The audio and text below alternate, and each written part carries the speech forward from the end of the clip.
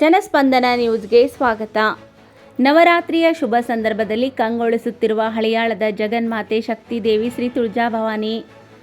ಹೌದು ವೀಕ್ಷಕರೇ, ಉತ್ತರ ಕನ್ನಡ ಜಿಲ್ಲೆ ಹಳಿಯಾಳ ಪಟ್ಟಣದ ಶ್ರೀ ತುಳಜಾಭವಾನಿ ದೇವಸ್ಥಾನದಲ್ಲಿ ಶರನ್ನವರಾತ್ರಿ ಉತ್ಸವ ಭವ್ಯವಾಗಿ ನಡೆಯುತ್ತಿದ್ದು, ಧಾರ್ಮಿಕ ವಿಧಿವಿಧಾನಗಳು ಸಡಗರದಿಂದ ನೆರವೇರುತ್ತಿವೆ.